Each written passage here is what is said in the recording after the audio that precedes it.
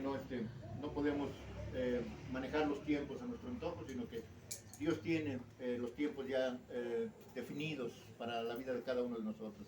Y me da gusto ver que se gozan grandemente en el nombre del Señor, se gozan grandemente y quizás yo no esté acostumbrado a tanto, ¿verdad? Pero también interiormente en el espíritu me gozo en el Señor. Entonces lo mismo que mi hermano Luis, invitado también. Así que entonces, pues bien, pensé en hablarles un poco sobre la escatología bíblica o profecías bíblicas, ¿verdad? Y especialmente de los tiempos que estamos viviendo, ¿verdad? Porque es necesario, mis amados hermanos, dentro de la iglesia existen preguntas que casi nadie contesta, tales como ¿qué está pasando en el mundo? ¿Por qué tanta violencia? Muerte, enfermedad, robo, lo que es más, ¿por qué tanta confusión en el ambiente religioso?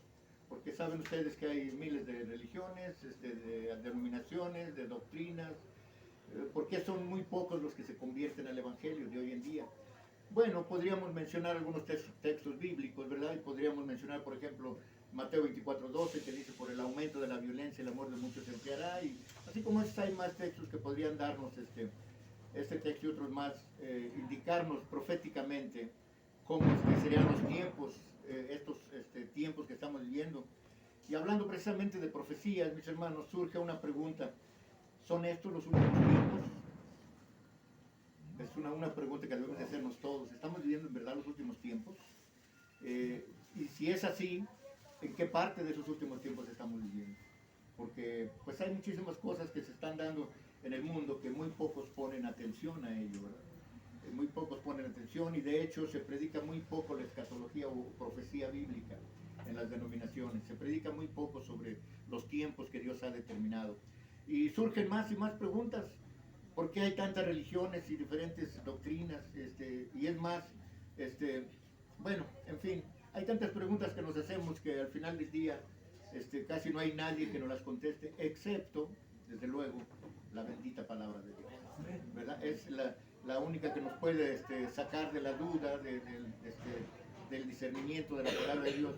Y por este medio es donde se conjugan varios factores importantes en nuestros tiempos, como es ustedes, la congregación, la palabra de Dios, el predicador, y todo ello, desde luego, bajo la guía del Espíritu Santo, porque si no hay guía del Espíritu Santo no hay revelación de Dios. Porque podemos usar herramientas humanas como son el exégesis, la hermenéutica, la homilética, la apologética, son herramientas humanas, pero en sí lo que en verdad nos ilumina y nos revela es por medio del Espíritu Santo. Si no hay revelación del Espíritu Santo no hay nada. Esto es una comunión espiritual, mis hermanos, una comunión espiritual con todo y lo anterior, lo siguiente tiene un porqué y una explicación bíblica, desde luego, profética de la palabra de Dios. Y nos causan dudas, quizás preguntas, las profecías bíblicas de esos tiempos. Escrito está, les advierto una cosita, la mayoría de textos que voy a mencionar, yo los traigo escritos para que no los busquemos en la Biblia y no perdamos tiempo y aparte no nos distraigamos, sino que entendamos mejor. En Romanos 15:4 dice que todo lo escrito es para nuestra enseñanza. Todo lo escrito, o sea, no hay que esto sí y esto no, todo lo escrito. Entonces tenemos que aprender a discernir estos tiempos, mis amados hermanos. Tiempos, o de lo contrario, si no lo hacemos, pues Jesús nos va a reclamar lo mismo que les reclamó a los judíos, como dice en Mateo 6:3, dice, y por la mañana, dice, hoy habrá tempestad, porque tiene revoles el cielo, nublado, dice Jesús, hipócritas que saben distinguir el aspecto de los cielos, mas las señales de los tiempos no pueden. Eso es lo que le reclamaba Jesús en aquellos tiempos a los escribas y fariseos. Y ahora, mis hermanos, pues con toda la tecnología, la tan famosísima IA, ¿verdad? Que todo el mundo conoce, especialmente los jóvenes, son muy expertos en la tecnología, que existen, y la ciencia aumentada, de acuerdo a Daniel 12:4, ¿verdad? Que nos decía que la ciencia se aumentaría, y que también ahí nos da una clave muy importante, que muchos correrían de aquí para allá. Eso después lo vamos a discernir. Dios quiere que estemos pendientes, mis amados hermanos, de su palabra, ¿verdad? Que es un mandato de Dios por medio del apóstol Pedro. Segunda de Pedro 1:9, no 19. 1:19, dice claramente, tenemos la palabra, también la palabra profética más segura, a la cual hacemos bien en estar atentos, como a una antorcha que alumbra en lugares oscuros, hasta que el día esclarezca y el lucero de la mañana salga en sus corazones. Eso es una orden de Dios. Debemos de estar atentos a la profecía, ¿verdad? Y que escudriñemos las escrituras. Y bueno, pues aunque Dios no se rige por el tiempo, ¿verdad? Para Él 1000 años es como un día y un día como 1000 años, ¿verdad? Él no se rige por el tiempo. Ahora, hablando de esos tiempos, Dios nos presenta 3 diferentes edades o tiempos, ¿verdad? Sí, edades o tiempos en la creación. Por ejemplo, hay una etapa de tiempo antes de los siglos, ¿sí? Por ejemplo, en 2 de Corintios capítulo 2, verso 7, dice, hablamos, dice, sabiduría de Dios en misterio, sabiduría oculta, la cual Dios predestinó antes de los siglos para nuestra gloria. O sea, precisamente tenemos que entender eso. Recordemos, más adelante lo voy a volver a repetir, pero cuando le preguntaron a Jesús, ¿por qué les hablas en parábolas a todos ellos, a los escribas y fariseos? Antes de contestar eso, Jesús, le dice a ustedes, o sea, a los representantes de la iglesia, a los apóstoles, a ustedes les he dado a conocer los misterios del reino de Dios, pero a ellos no. ¿Por qué no? Porque ellos tienen oídos y no escuchan, tienen ojos y no ven. Están ciegos espiritualmente, ¿verdad? Entonces a nosotros, la iglesia, nos es dado conocer los misterios del reino de Dios. Pero para ello hay que escudriñar las escrituras, hay que pedir la guía del Espíritu Santo y principalmente hay que ser todo lo más humilde que se pueda. Jesús nos decía claramente, aprendan de mí, sean mansos y humildes de corazón como yo lo soy y hallarán paz para su alma. Entonces debemos de ser como era el Señor o como es el Señor. Y el punto número 2 de esas partes de tiempo es el presente siglo o edad. En Colosenses 1:26 dice, el misterio que había estado oculto, pongan atención, desde los siglos o edades, pero que ahora nos ha sido manifestado a sus santos. ¿Lo creen por fe, mis hermanos? Amén. Gloria sea al Señor. Entonces, que esto se comprenda desde la creación de Génesis 1:1, ¿sí? Hasta la gloriosa primer venida de nuestro Señor Jesucristo, como dice en Gálatas 1:4 y 5. Entonces, dice, el cual se dio a sí mismo por nuestros pecados para liberarnos del presente siglo malo, para liberarnos de este tiempo. Siglo se entiende también como tiempo, ¿verdad? Conforme a la voluntad de nuestro Dios y Padre, a quien sea la gloria por los siglos de los siglos. Y esa gloria venidera, mis amados hermanos, tuvo lugar en el centro de ese periodo de tiempo, ¿sí? Porque por lo consiguiente, en el centro de todos los tiempos. Gálatas 4:4 dice claramente que llegado el cumplimiento de los tiempos, Dios envió a su Hijo, nacido de mujer y nacido bajo la ley. Es cuando Dios determinó que la tierra, los gentiles, necesitábamos de un redentor. Y es cuando Dios envía a su Hijo, nacido de mujer y nacido bajo la ley, ¿verdad? Entonces, esto, hermanos, es el centro de los tiempos, ya que el tiempo antes venía en retrospección y después en ascensión, ¿verdad? Por ejemplo, 100 antes de Cristo, 99 antes de Cristo, hasta llegar a la AC y DC, antes de Cristo y después de Cristo. El punto número 3 sobre estos tiempos o siglos es el siglo venidero, lo que tenemos en el futuro, lo que tenemos en ese futuro glorioso que nos promete nuestro Padre Celestial. Efesios 1:21 dice, sobre todo principado, señorío y sobre todo nombre que se nombra no solo en este siglo, sino también en el siglo venidero, en el tiempo venidero, ese tiempo futuro que tenemos delante de nosotros, que es la vida eterna. Así que estamos entonces en la expresión simbólica del tiempo bíblico. El tiempo bíblico, que les decía yo, Dios es el que determina.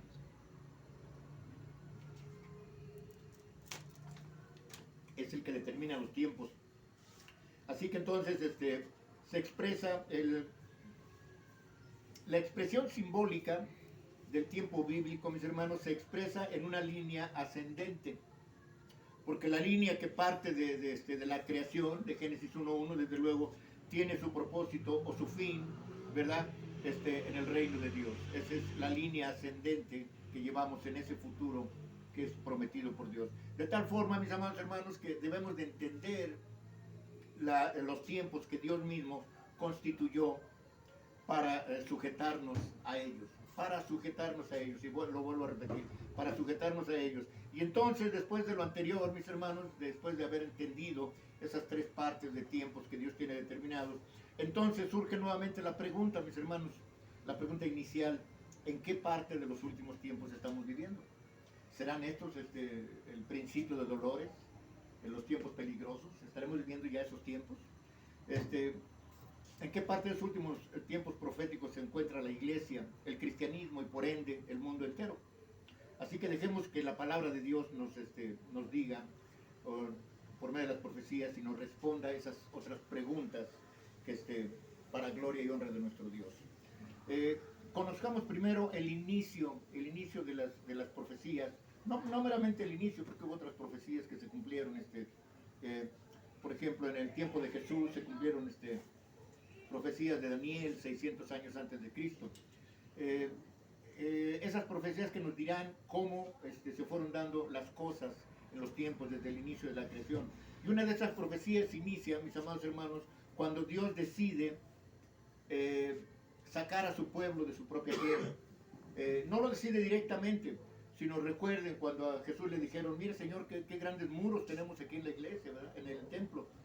El Señor les dice: en verdad les digo que no quedará piedra sobre piedra que no sea derribada. O sea, es una profecía que saben ustedes cuándo se inicia, ¿verdad?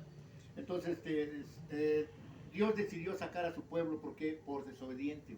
Le dijo: si tú dejas a tu Dios te dejará a ti también. Orarás a mí y yo no te escucharé, me buscarás y no me encontrarás, ¿verdad? Entonces, decidió Dios esparcirlos por todas las naciones del mundo.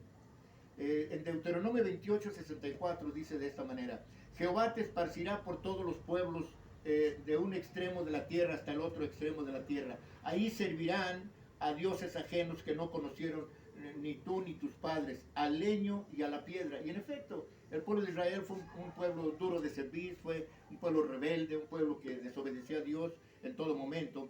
Y así inicia el exilio del pueblo de Israel, o la diáspora, si quieren llamarlo. Y esa profecía se cumple en estos tiempos desde el año 70 de nuestra era. Es cuando efectivamente me parece que los generales Vespasiano y Tito, ¿verdad?, invaden el templo, lo destruyen, lo saquean.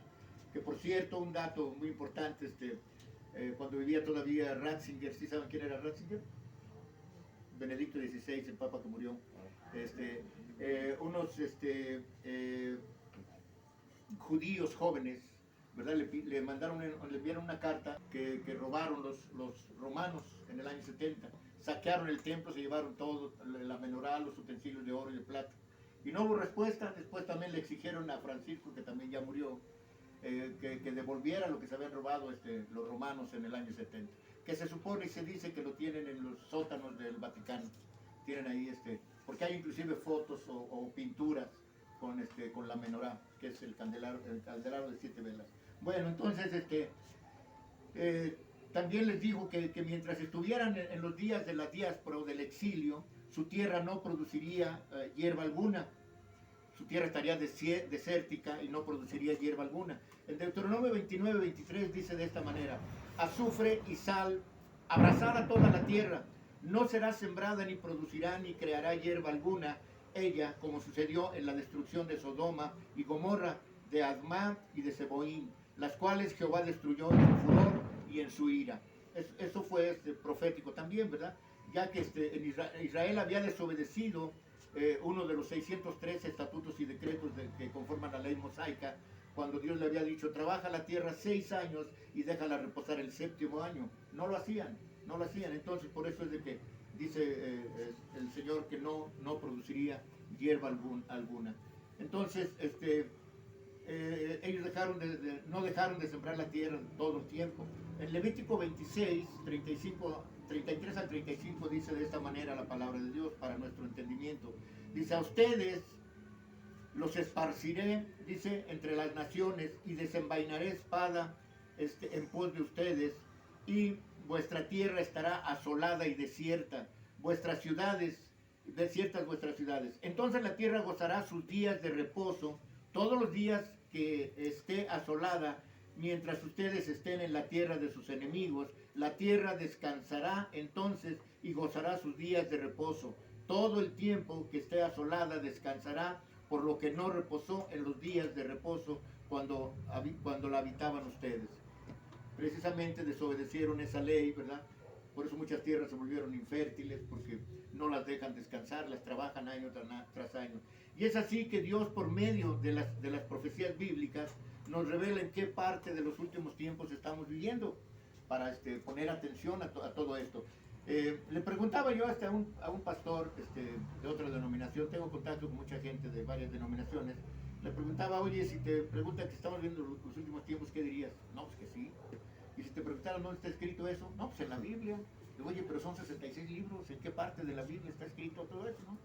Y ahí fue donde dice, no, pues tendríamos que escudriñarles. Bueno, ya deberíamos, como hijos de Dios, deberíamos ya de saber esa clase de tiempos, deberíamos de conocer todos estos tiempos que ya Dios tiene determinados, ¿no? Así que estamos viendo hoy en la iglesia, y por ende los tiempos que estamos viendo hoy en la iglesia y en el mundo, y todo lo anterior, la ira de Dios contra su pueblo, decide, después de todo eso, volverlos a reunir. Estuvieron, ¿cuánto tiempo estuvieron en la diáspora o en el exilio el pueblo de Israel? No, 400 años fueron esclavos en Egipto. 400 años fueron esclavos en Egipto. Pero en la diáspora, en el exilio, estuvieron desde el año 70 a esta era. Son casi 2000 años de exilio. ¿Sí? Casi 2000 años. Y ahorita vamos a ver cuándo fue que reiniciaron nuevamente como nación, ¿verdad? Entonces, nuevamente, su pueblo quería reunir a su pueblo en su tierra, Israel. Y así se entienden las profecías a través de los siglos en el mundo. E inicia nuestro punto que estamos tratando del inicio del recogimiento del pueblo de Israel. En Ezequiel 36, 24 dice la palabra de Dios: yo tomaré de las naciones, yo los tomaré de las naciones y los recogeré de todas las tierras y los traeré a su país. ¿Y cuándo fue eso, mis hermanos? ¿Cuándo sucede lo de los tomaré de todas las tierras y los traeré a su país? Fue en estos tiempos. En estos tiempos me refiero a lo que conforma una generación más o menos. Por eso digo en estos tiempos. Para precisar esto, dejemos que la misma palabra de Dios nos vuelva a indicar, por medio de las profecías, qué es lo que sucede. Un dato importante: en 1989, el entonces Papa, ¿cómo se llamaba? Juan Pablo II, me parece, logró que cayera el muro de Berlín, y eso provocó que salieran muchísimos judíos de Alemania, ¿verdad?, para integrarse a la recientemente reconfortada nación de Israel, o tierra de Israel. Dice Isaías capítulo 43, versos 5 y 6, dice: no temas, porque yo estoy contigo. Del oriente traeré tu generación y del occidente te recogeré. Diré al norte, da acá, y al sur, no detengas. Traed de lejos a mis hijos y a mis hijas de los confines de la tierra. Esto, desde luego, fue, recuerden ustedes, casi 700 años antes de Cristo, que esta profecía de Isaías fue determinada.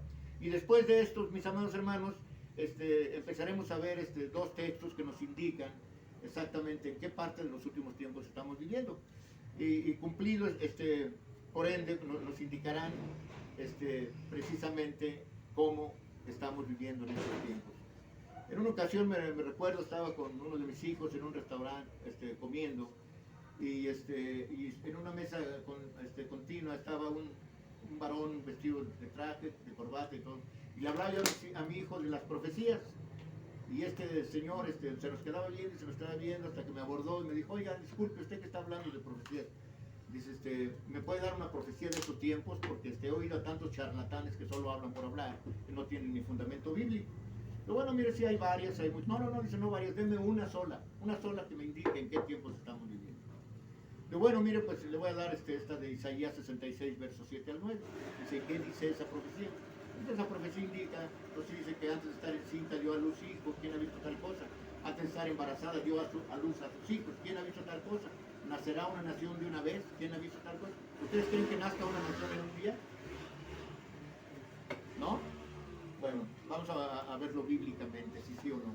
Entonces le dije, bueno, pues esta profecía, dice, lo felicito porque me acabas de dar una profecía con textos del Antiguo Testamento. Dice, ¿sabe usted quién soy yo? No, señor, no tengo idea. Si ve, yo pertenezco a la comunidad judía de México. Ya entonces comprendí por qué me dijo, porque le había dado una profecía con textos del Antiguo Testamento. Ellos no creen en el Nuevo Testamento, no creen en Jesucristo. Dije, bueno, entonces es importante, hermanos, entender exactamente estos textos. Dice los primeros textos en Isaías 66, versos 7 al 9, dice, antes que estuviere de parto, dio a luz. Antes que le vinieran dolores, dio a luz hijo. Verso 8 dice, ¿quién oyó cosa semejante? ¿Quién vio tal cosa? ¿Concebirá la tierra en un día? ¿Nacerá una nación de una vez? Pues en cuanto Sión estuvo de parto, dio a luz a sus hijos. ¿Yo que hago dar a luz, no haré nacer? Dice Jehová. ¿Yo que hago engendrar, impediré el nacimiento? Dice tu Dios. Estos textos, hermanos, nos indican una parte importantísima sobre estos tiempos. Esta profecía fue realizada 800, 700 años antes de Cristo. Entonces, ya que desde esa fecha empezaron, ¿cuándo fue cuando dio a luz a sus hijos? ¿Cuándo fue cuando nació esta nación nuevamente? Esta nación, hermanos, y lo voy a mencionar nuevamente más adelante, pero se los adelanto. Esta nación surge exactamente el 14 de mayo de 1948, cuando en la recientemente llamada Naciones Unidas se decreta que Israel es un Estado y regresan 270,000 judíos sobrevivientes del holocausto de la Segunda Guerra Mundial. Regresan e inician entonces, después de casi 2000 años de exilio, regresan los judíos a tomar posesión de su tierra nuevamente. Y de ahí para acá, ya para el 2010, había más de 10 millones de judíos. Entonces, es cuando nace una nación en un día. Lo dice este texto. Hay otro texto en el Nuevo Testamento que también nos indica algo importante, ahorita lo vamos a ver. Entonces, pues nadie cree que naciera una nación en un día, y en efecto, volvió a ser nación. Esto va de la mano con otra profecía referente al Valle de los Huesos Secos, si la han leído esa profecía, donde dice Dios que le dijo al profeta Ezequiel, predícales a estos huesos. Dice, yo les pondré tendones, les pondré carne y todo, y les daré espíritu de vida. Y precisamente Dios se cumple esa profecía también, porque Dios les da espíritu de vida solamente. Espíritu de vida quiere decir que volvieron a ser nación. Ese valle de los huesos secos conforma al pueblo de Israel, que estuvieron secos, o sea, muertos espiritualmente a través de todas las naciones del mundo. Pero llega el momento en que Dios, por medio del profeta, nos hace saber que Dios les da nuevamente espíritu de vida, así como el espíritu de vida que se le dio a Adán, ¿verdad? Dios le sopla en la nariz a Adán, y Adán fue, ¿qué? Un alma viviente. Asimismo, el pueblo de Israel vuelve a vivir nuevamente, pero todavía no les da al pueblo de Israel lo que a nosotros ya nos es dado. De acuerdo a Apocalipsis, no, es Juan 14, 15 y 16. ¿Qué es lo que a nosotros se nos ha dado? Dice el Señor, si me amas, guarda mis mandamientos, y yo rogaré al Padre que les envíe el otro Consolador para que esté con ustedes todos los días de su vida hasta el fin de los tiempos. O sea, ese otro Consolador es el Espíritu Santo que nos ha dado Dios, pero al pueblo de Israel todavía no se le da. Se dio la lluvia temprana, se le llama lluvia temprana, en el año 33 de nuestra era. ¿Sí saben qué sucedió en ese tiempo? Fue el derramamiento del Espíritu Santo sobre los apóstoles. Esa es la lluvia temprana. Jesús mencionaba la lluvia temprana y la lluvia tardía. La lluvia tardía será en estos últimos tiempos. Dice la Escritura, en aquellos días yo derramaré de mi espíritu sobre toda carne de mis siervos y mis siervas. No es sobre toda carne de todo el mundo, no, de mis siervos y mis siervas.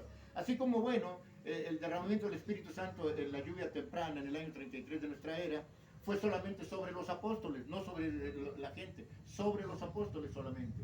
En estos tiempos será el derramamiento del Espíritu Santo porque en aquel entonces no se acostumbraba a las siervas, porque a la mujer se le delegaba segundos términos, ¿verdad? Ahora no, ahora en Cristo Jesús una mujer y un hombre valemos lo mismo. Entonces ahora será derramado el Espíritu Santo sobre toda sierva y siervo del Señor, ¿sí? Ese es el derramamiento del Espíritu Santo en la lluvia tardía en estos tiempos. Entonces, desde esas fechas empezaron a llegar a la tierra de Israel de poco en poco y de todas las partes del mundo. Desde 1948 llegaron, como les decía, 240,000 judíos. Dice Isaías 44, versos 7 y 8. Dice, ¿y quién proclamará lo venidero? Lo declarará y lo pondrá en orden delante de mí, como lo hago yo.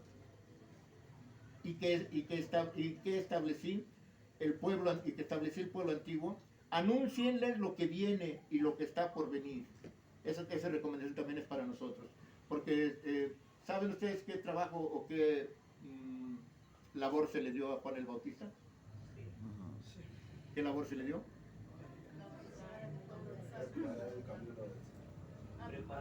Exactamente. Preparar el camino. Era la voz que clamaba en el desierto. Era preparar el camino de la primera venida de nuestro Señor Jesucristo. Ahora, ¿quién será el que proclame la segunda venida? La iglesia. Exacto, la iglesia. Nosotros tenemos esa. Imagínense nada más con esos tres factores. Tenemos la gran comisión de Mateo 28, 18 al 20. Dice Jesús, toda potestad me da en el cielo y en la tierra, por tanto vayan y hagan discípulos, enseñándoles que retengan lo que yo les enseñé y bautizándolos en el nombre del Padre, del Hijo y del Espíritu Santo. En primera eso. En segunda, somos la sal de la tierra y la luz del mundo. Entonces, ¿por qué no alumbramos? Bueno, en tercera, tenemos el ministerio de reconciliación basado en 2 de Corintios capítulo 5. Tenemos que reconciliar al mundo con Dios. Pero, ¿dónde están los que alumbran? Dice Jesús, mi pueblo tiene la luz, pero no alumbra. Y la luz se refiere, obviamente, desde luego, a la bendita palabra de Dios. Esta es la luz. La luz vino al mundo y los hombres la rechazaron, quisieron mejor las tinieblas porque sus obras eran malas. No querían que los pusieran en evidencia como lo hizo Jesús con los escribas y fariseos. Los vino a poner en evidencia. Dice, ustedes se sientan en la cátedra de Moisés, dice, y ustedes invalidan los mandamientos de Dios por imponer sus tradiciones. Hasta la fecha sigue lo mismo. A la gente pregúntale de los mandamientos, no los conocen, pero pregúntales de las festividades, el día del Padre, el día de la Madre, el día del Niño, el día del amor, y se lo saben todos, pero los mandamientos no los conocen, ¿verdad? En aquellos tiempos estaban igual también. Así que entonces, de tal forma, mis amados hermanos, que Dios nos revela todo y lo que está por venir también, ¿sí? Como lo dice en el verso 7, ¿no? Y otra profecía bíblica también, que cuando Israel volviera a su tierra, literalmente Israel florecería. Yo me hacía la pregunta, bueno, ¿cómo es que en 1948 regresaron 270,000 judíos a Israel? ¿Cómo le hicieron? No había casas. O sea, era desértico todo eso, todo Israel. No había casas. Bueno, investigué y desde finales del siglo XVIII, judíos empezaron a comprarles tierras a los palestinos. Tierras que no producían nada, que eran solamente arena, desierto, y pues se las vendían a los judíos empezaron a comprar tierra, y por eso cuando regresaron ya tenían donde habitar, ¿no? Entonces, pero todo eso, desde luego, ya estaba profetizado. Dice Isaías capítulo 35, verso 1 y 2, dice, se alegrará el desierto y la soledad, y el yermo se gozará y florecerá como la rosa. Verso 2 dice, florecerá profusamente y también se alegrará y cantará con júbilo la gloria del Líbano, le será dada, la gloria del Líbano le será dada, la hermosura del Carmelo y de Sarón, ellos verán la gloria de Jehová, la hermosura del Dios nuestro. Gloria sea al Señor. Dice Isaías 27:6, días vendrán cuando Jacob, o sea Israel, echará raíces, florecerá y echará renuevos Israel, y la faz del mundo llenará de frutos. Israel, hermanos, para su conocimiento, floreció literalmente. Esa es otra profecía cumplida en nuestros tiempos. Floreció literalmente. Ellos son exportadores de frutas, legumbres y flores por miles de millones de dólares anuales. ¿Por qué? Porque ellos inventaron la siembra por goteo. Ellos inventaron ahora cómo desalinizar el agua del mar para hacerla potable. De 10 premios Nobel, 8 son de los judíos. Ellos inventaron la penicilina y bueno, son infinitamente inteligentes, ¿sí? ¿Por qué? Porque es el pueblo de Dios. Es el pueblo de Dios. es la niña de los ojos de Dios, ¿verdad? Él mismo lo manifiesta. Así que entonces, en Amós capítulo 9, verso 14 y 15 dice, y traeré del cautiverio a mi pueblo Israel, y edificarán ellos las ciudades asoladas y las habitarán, plantarán viñas y beberán el vino de ellas, y harán huertos y comerán del fruto de ellos, pues los plantaré sobre su tierra y nunca más serán arrancados de su tierra que yo les di, ha dicho Jehová el Dios tuyo. Así que entonces, mis hermanos, desde 1948 nuevamente es nación el pueblo de Israel. Pero como les decía anteriormente, todavía no está derramado el Espíritu Santo sobre ellos. ¿Cuándo será eso? ¿Cuándo será que se derrame el Espíritu Santo sobre el pueblo de Israel y sobre el resto de la iglesia? ¿Saben cuándo será? Cuando venga Jesús por segunda vez. Dice Jesús, cuando yo regrese, dice, me verán los que me traspasaron. Y llorarán como se llora por el hijo unigénito. Y se afligirán como se aflige por el hijo primogénito. Ese es también parte de un estudio muy grande, el mencionar al unigénito y al primogénito. Vean ustedes que ya la gran mayoría solo se quedaron con el nombre de Jesús, Jesús, Jesús, Jesús. Digo, no está mal eso, no está mal de ninguna manera. Pero nadie menciona al ungido, al enviado, al Mesías, al unigénito, al primogénito. Nadie lo menciona. ¿Quién es el unigénito? ¿Quién es el primogénito? ¿Quién es el Mesías, el enviado, el ungido? Porque, por ejemplo, ¿a quién esperaban los judíos? ¿A Jesús o al Mesías? A Jesús lo conocían, ¿verdad? Porque le preguntaban cuando él daba cátedra a los escribas y fariseos en el templo, a la edad de más o menos 13 años, decían, bueno, ¿quién es este joven que sabe tanto? No le decían, este es el Mesías, el enviado, no. Decían, no, este es Jesús, el hijo de José el carpintero. Así lo conocían, como Jesús, el hijo de José el carpintero. Pero les daba cátedra. Entonces, no esperaban a Jesús, esperaban al Mesías. Entonces, por eso es que entonces debemos de recordar en qué momento le empiezan a llamar a Jesús el ungido, el enviado, el Mesías. ¿En qué momento? Porque durante muchos años fue simplemente Jesús, el hijo de José el carpintero.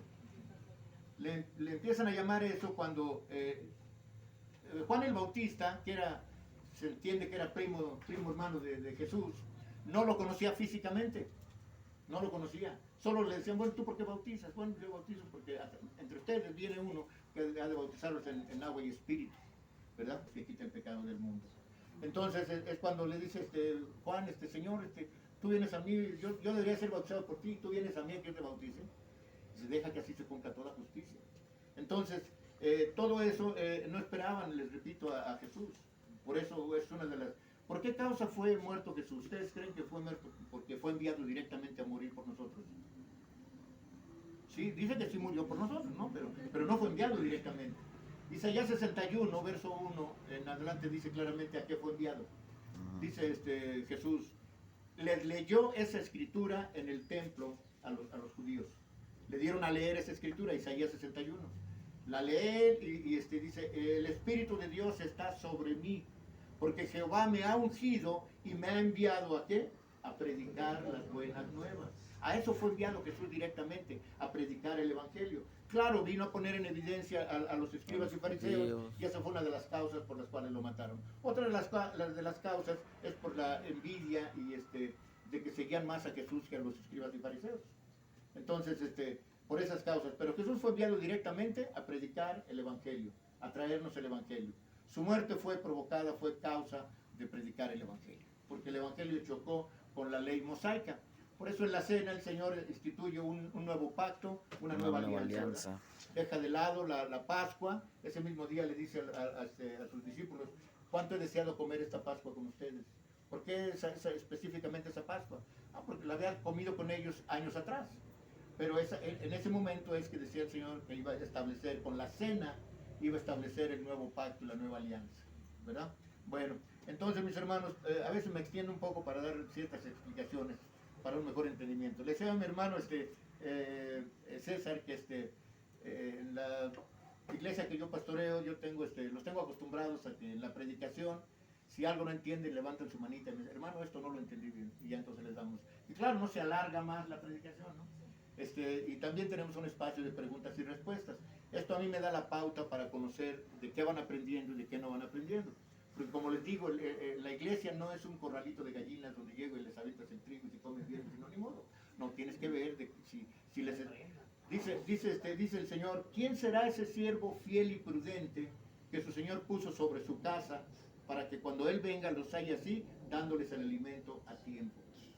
¿Por qué a tiempo? ¿Qué quiere decir eso? A tiempo, para que estemos enterados de los tiempos que Dios estipuló. Entonces, el alimento debe ser especial para los hermanos. Y precisamente eso me da la pauta a mí para saber si van aprendiendo o no. Porque me decían muchos, ¿por qué no hace un tema de esto? ¿Y por qué no hace un tema de esto? No. Los temas no estamos en la hora de las complacencias. Los temas se realizan de acuerdo a las necesidades de la iglesia, de acuerdo a lo que la iglesia necesita, el alimento que necesita. Por eso Pablo a la iglesia de Corinto les decía, a ustedes les tuve que hablar como a niños. ¿Por qué? Porque todavía necesitan la lechita de los primeros rudimentos de la palabra de Dios.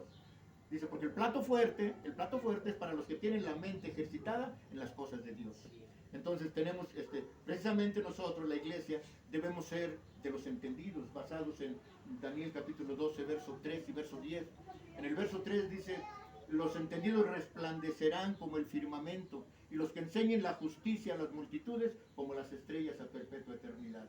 El verso 12 dice, muchos serán limpiados, emblanquecidos y purificados.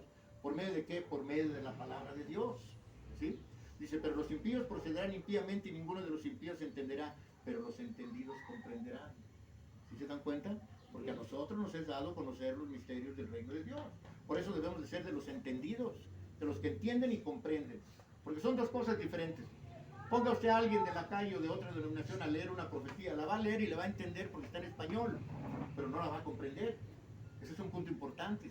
Debemos de entender y comprender lo que Dios nos está manifestando. Así que entonces, déjenme ver si es el texto. Bueno, les decía yo, las Sagradas Escrituras nos indican, nos han mostrado el cumplimiento de algunas profecías, las cuales nos marcan en qué tiempos estamos viviendo. Esto es principio de dolores, ¿verdad? Lo veníamos comentando ahorita con el hermano César. Tiempos peligrosos, y en verdad que lo son, hermanos, son tiempos peligrosos. Tengo un video que me envían de Estados Unidos, yo viví en Estados Unidos como 35 años, tengo mucha familia por allá. Me enviaron un video en donde en un país musulmán les están cortando la cabeza a los cristianos. Exacto, pero el espíritu no puede, exactamente. Así que no temas, dice, yo estoy contigo, es promesa de Dios. En Juan 14, 15, ¿verdad? 16 más bien. Yo les enviaré el consolador para que esté con ustedes todos los días de su vida hasta el fin de los tiempos. Y lo creemos por fe, hermanos. Así que entonces, esto desde luego por medio de ciertas señales, tales como la profecía, vamos a ver este texto en el Nuevo Testamento de Mateo 24, 32 al 34. Y aquí vamos a investigar algo importante. Dice así el texto, de la higuera aprendan la parábola. Cuando ya su rama está tierna y brotan las hojas, o sea las ramas, saben que el verano está cerca. Así entre ustedes, ¿quiénes son ustedes? La iglesia. Así entre ustedes, cuando vean que todas estas cosas están sucediendo, conozcan que está cerca a las puertas. ¿Quién? Jesús. ¿Sí? De cierto les digo que no pasará esta generación hasta que todo esto acontezca. Pero tenemos que entenderlo cabalmente, hermanos, porque, por ejemplo, yo no me podría atrever a decir, ¿y qué tal si Jesús viene mañana? ¿Qué tal si Jesús viene hoy? No puede venir ni hoy ni mañana. ¿Por qué no? Porque la escatología bíblica nos indica ciertas profecías poco antes de su venida de Jesús. Una de las grandes señales que deja Jesús, ¿cuál es, hermanos? Poco antes de su venida. Serán, dice, la segunda venida del Hijo del Hombre será como en los tiempos de Noé, que estaban casándose, dándose en casamiento, haciendo fiestas, comiendo, bebiendo, como está el mundo hoy, ¿sí? Y estamos viendo claramente que eso sucede en todo el mundo, ahorita específicamente en estos tiempos, ¿verdad? Las tradiciones del mundo y todo eso. Entonces, no puedo tampoco animarme a decir o a predicar que el mundo se va a acabar. El mundo, planeta Tierra, no se va a acabar, hermanos. Eclesiastés 1:4 dice claramente, generación va y generación viene, mas la tierra permanecerá para siempre. Igualmente dice, me parece que es Salmos 37:29, dice, el justo heredará la tierra y vivirá para siempre sobre ella. Dios es tan perfecto que no crearía un planeta para establecer su reino eterno, un planeta que se pudiera destruir. Pero ahorita con la bandera que traen las grandes élites y los gobiernos mundiales, las de Naciones Unidas y todo el Papa y todos ellos, traen la bandera del cambio climático. Que a veces a muchos les enseñan, no, pues tienen que sembrar un arbolito. No, hombre, la tierra es autosustentable, hermanos, como lo es el cuerpo humano. Tú te cortas y sí sale mucha sangre y te duele y lo que quieras, pero poco a poco va sanando la piel, ¿verdad? Te queda una cicatriz y todo, pero es autosustentable, igual que el mundo, el planeta Tierra. Entonces sí tenemos que entender cabalmente eso. Jesús no puede venir ahorita, ¿por qué? Porque tienen que pasar